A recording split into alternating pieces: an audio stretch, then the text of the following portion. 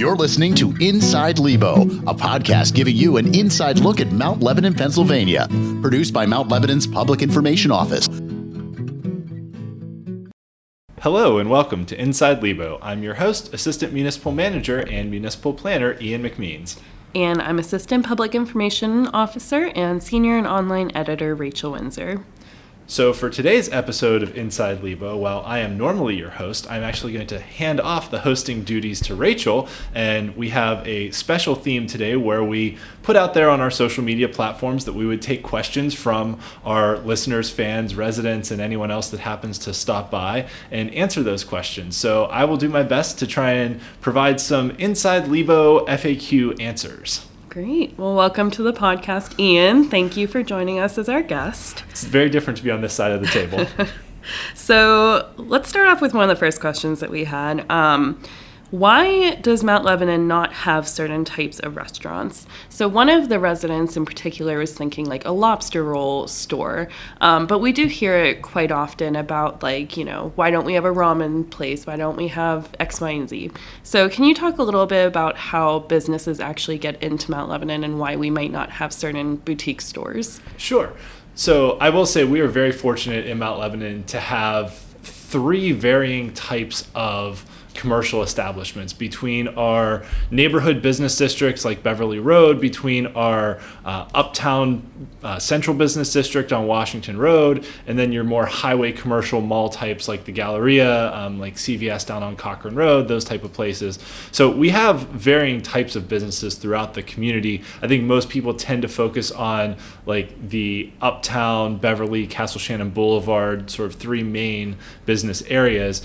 For all of those, the municipality actually only owns two storefront spaces in all those business districts, which are the two that are in the north garage space on Washington Road where La Pomponais and East End Brewing are. So all of the other ones are owned by private individuals, private businesses, companies that own the buildings, and they choose who they lease their spaces out to. We have some very loose zoning regulations about what types of businesses can come in, but most businesses fall under the retail sales and service category.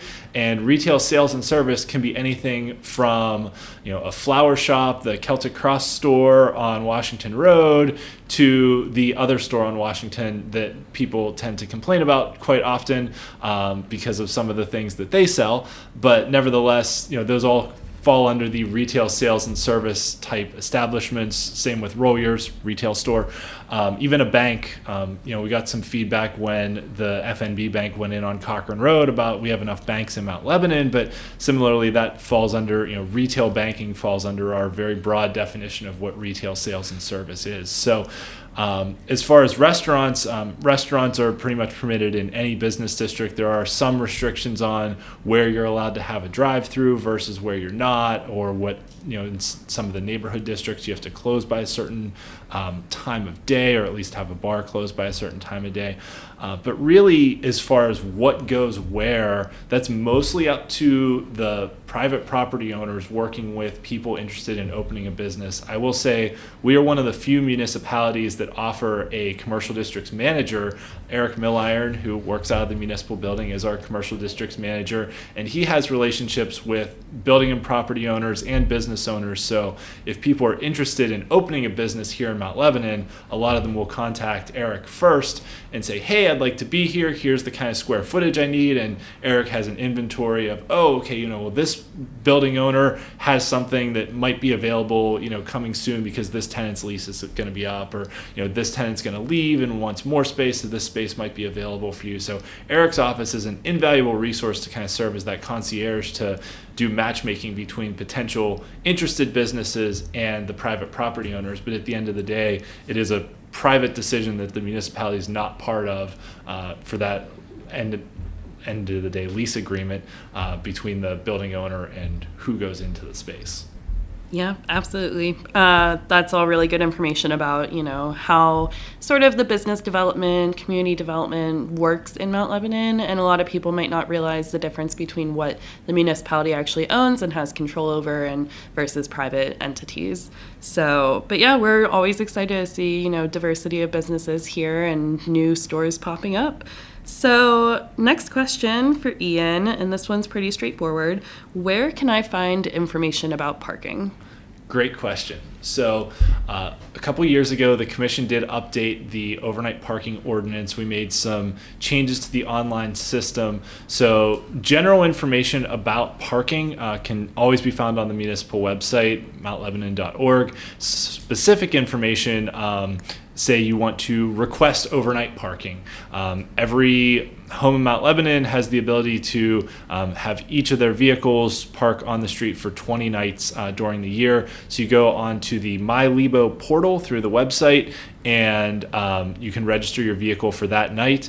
If you have a long-term project at your house, so say like your driveway is getting redone, or you're getting a bathroom remodel and there's going to be a dumpster in your driveway, work with building inspection when you get your permit, as well as potentially contact the police department, because they're the ones that do overnight parking enforcement, and you can potentially get some leeway on that, limited to 20 nights parking on the street, because your home may not have the availability of off-street parking during the time of whatever project may be happening. So there is some flexibility built in for homes that don't have existing off-street parking, and there are a handful throughout the community.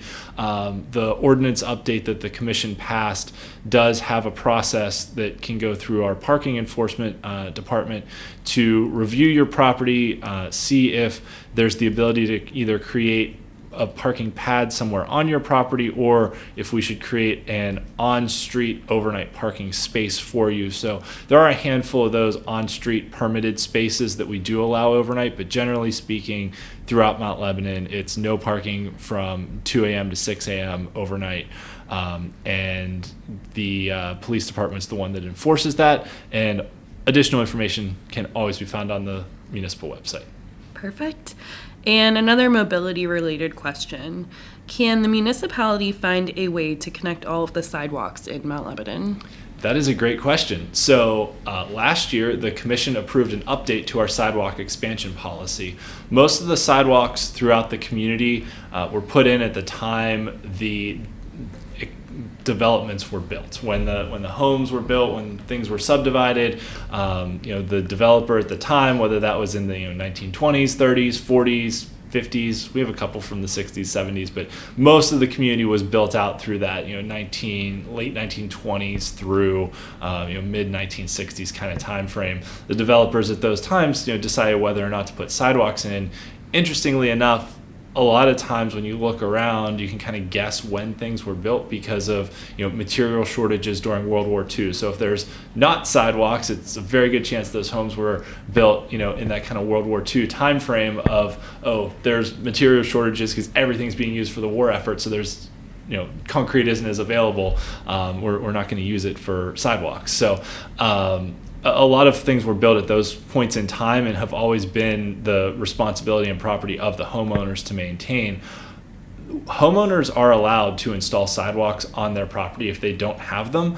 If they would like to get together as neighbors and work together through a neighborhood initiative, they're welcome to do that too, to get sidewalks in their neighborhood. The commission also passed an update last year. In 2013, initially, they had approved a sidewalk expansion policy. That policy was actually only used once on North Meadowcroft and to install a sidewalk where there wasn't one. So we updated the policy last year, and through that policy update, residents can also petition the municipality to potentially get on a list for consideration to have sidewalks installed in their neighborhood. There's a petition requirement that you have to get a petition of your neighbors. I think you need 25% of the residents on the street initially to get into the program, to have an engineering analysis done on the street. As part of that update, our municipal engineer, Gateway Engineers, they called it TSL, type size location analysis, on 7 streets throughout the municipality for if we wanted to install sidewalks, where they could go. So we have mapping of those 7 streets of, if eventually we install sidewalks there, this is where they should go. And that's a really important thing, because driving around Mount Lebanon, we're known for our 11,000 street trees that we have, and they're very beautiful. They add a lot of character to our neighborhoods, but we also don't want to have to chop down, midlife giant street trees to install sidewalks. So some of it is, let's have a plan so maybe when this tree needs replaced, we know where a sidewalk could go if we want to put a sidewalk in here. Or just looking at, this is what's existing, this is the topography of the street, this is where the slopes are. This would be the flattest place to put a sidewalk, whether that's up against the curb, set back from the curb. So we have that analysis done for 6 different streets. The commission did allocate a little bit of funding this year in 2024 for consideration to potentially install sidewalks on Woodland Drive. For a portion of that, I believe it was from Terrace to Ridgeview was the section we were looking at. But we still, even with some funding available, the policy itself has a cost-sharing formula. The residents have to sign agreements with the municipality to have them installed, and then the residents will maintain them in perpetuity after that, because the sidewalks are part of your private property. So there's a lot that goes into it, and the sidewalks that were put in initially were not funded by taxpayer dollars. So we do have a program where we will cost share with residents, but it is not a fully municipal funded initiative. There's a cost sharing component to it. Great. Well, I think we're going to take a quick break, and when we come back, we're going to talk a little bit more about the street trees that Ian started to mention earlier.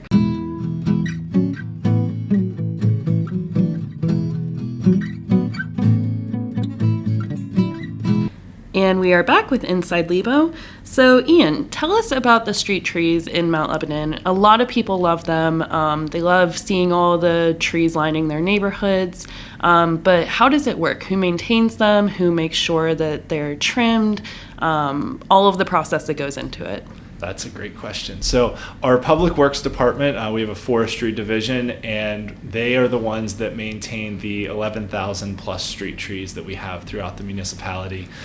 They have them all mapped on our GIS system, so they're through the My Lebo portal. People can go in and request trimming or health checks, or you can call our Public Works Department if you need to report a branch down, something like that. So they have a work order and a workflow system that the Forestry Department has developed, and it works out really well that now they can go out in the field with their iPads, and they can log what work was done, what work might need done, and then also see when they're out in the field somewhere, if there's a nearby tree, they can go check that one too, to be able to be more efficient about how they just do their workflow on a day-to-day basis. But it's all maintained through Public Works. They plant a number of trees every year. They do health checks on trees. They trim the street trees. So if you have a municipal street tree in front of your property, you do not have to trim it. You can put in a request through Public Works, and they will come out and trim the tree. The one thing I will mention, though, is given that we have a variety of tree species throughout the community, there are certain times of year when certain types of trees cannot be trimmed.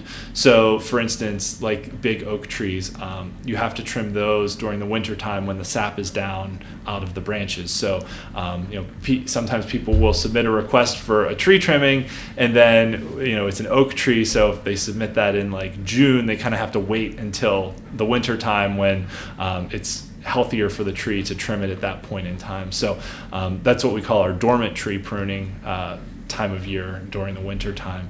So it's there is a process to it, and we do have a forestry division that manages all of the street trees, and they do a very incredible job considering there's 3 people on that crew that manage all 11,000 trees. Wow, that's impressive. And then switching gears a little bit about what residents can do in Mount Lebanon with their free time, we had a question about what are the most popular activities in the municipality. That's a great question. So we're coming up on summertime, so the municipal pool is always a popular hangout place throughout the summer, so you can get your pool passes through the Recreation Department. The Recreation Department also offers a variety of programs throughout the year to people of all ages, all ability levels, and all different types of activities that people might want to try out.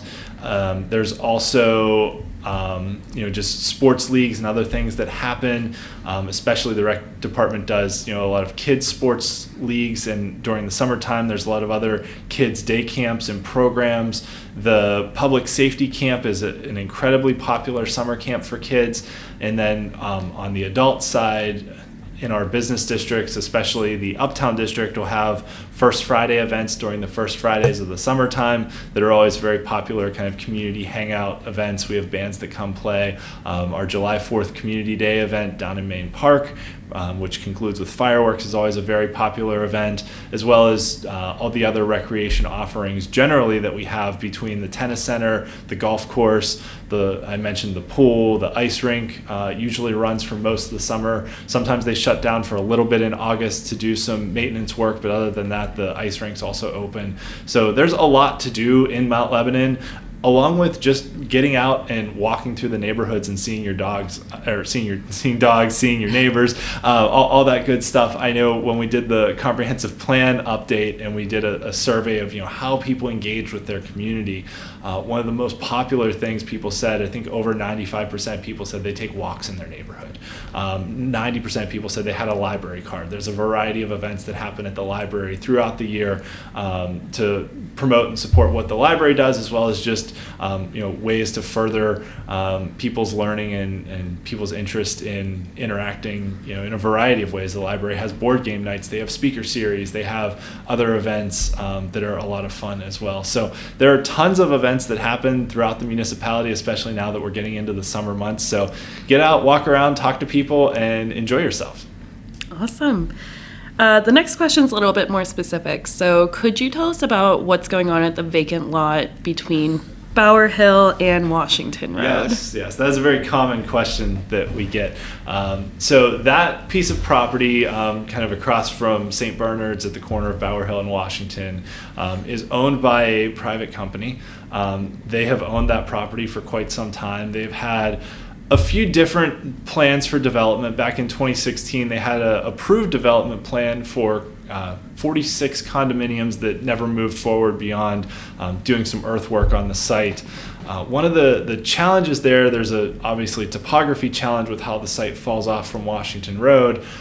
The other challenge with that development is typically when we see new developers come into the community and want to build something, it's where you have a developer that has a purchase agreement with a property owner, and the purchase agreement might say something like, assuming a development plan gets approved within 180 days, we will agree to sell you this property at this price.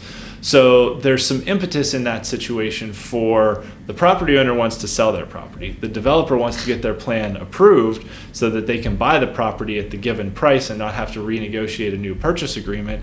And developers are in it to make money for themselves. They are private companies. So they want to be able to build things and then sell things, whether that's residential units, commercial units, whatever it is. One of the challenges with that site at Bower Hill in Washington is that the property owner is also the one trying to develop the property. So they don't really have that time crunch of any kind of agreement that they have to complete anything by. So they can kind of just take their time with the process. And they've had a few different iterations of ideas that have never really moved forward to the submission stage, but we do stay in contact with them. I email them usually once or twice a month just to say, hey, I am the municipal planner. If you want to come in and talk about any ideas that you might have, if you want to, you want me to look at any kind of sketch drawings, back of the napkin drawings you might have. But unfortunately, as a local government, we can't force anyone to build anything. We can make sure that the property is adequately maintained from a health and safety standpoint, high grass and weeds. There is fencing around the property because some of the earthwork that they did was to dig out some stormwater pits. So there are some pits to retain stormwater on that property, which is why the fence is still up around it. But it is privately owned, and since we can't, we don't have the legal ability to force anyone to build anything, we're still just kind of waiting for the developer to actually submit something to us that we can then review, have it go through the approval process, and then approve for development. Yeah, thank you. It's a good explanation of what's going on there. And I know as I was newer to the South Hills and driving on Washington Road, that's something that I noticed. And, I've even thought of that question. So I'm sure a lot of our residents have been wondering over the years. So hopefully we'll see something in the future. It is a great property. It's the gateway to our community, coming from the city through Dormont, and it's the first big thing you see when you come over the crest of the hill into Mount Lebanon. So we would love to see development happen there. It's zoned for high density residential, so anything from high-rise developments to condos to you can go as small as townhouses all the way up through a hotel. Something with first floor commercial with residential above it is allowed by our zoning code. So there's a lot of potential for a significantly impactful development to happen on that property. It just takes from our standpoint as the local government, we can't force anything. We have to react to whatever the developer submits to us. So we're hopeful that we'll see something, but as of right now, there's nothing in the hopper yet. Yep, for sure. And our last question is, what are some ways that you can get more information or get involved with the community here? That's a great question. So I think I talked a little bit about some programs for kids with the public safety camp, some other things that happen throughout the summer.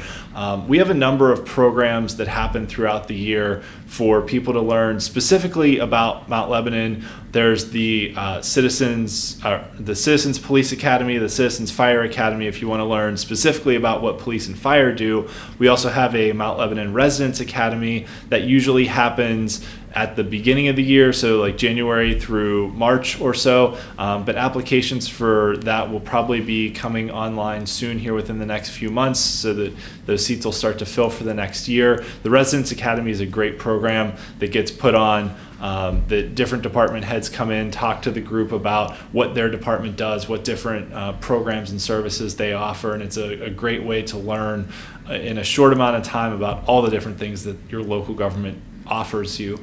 And in addition to that, we have a variety of municipal advisory boards that people can apply for.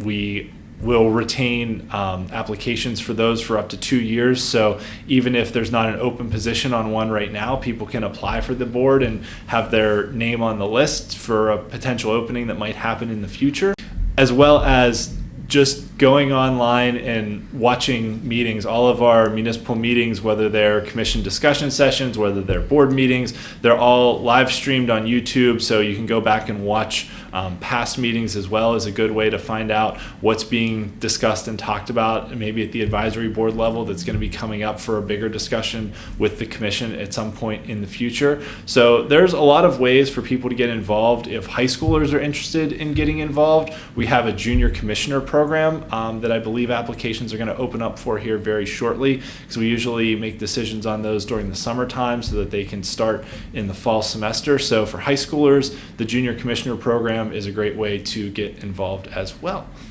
Great. Well, thank you so much, Ian. And, we're really happy to have all the resident questions, and we always, are open to any questions or concerns that you might have. You can always contact the municipality through a variety of channels, our social media. You can call us. We'll always make sure that it's directed to the correct department. So thank you so much for everyone that submitted questions, and that will be it for this edition of Inside Lebo. And thank you so much. We'll see you back soon. Thanks for listening to Inside Lebo, produced by Mount Lebanon's Public Information Office. Learn more about all things Lebo at mountlebanon.org or by following our Facebook, Twitter, and Instagram pages.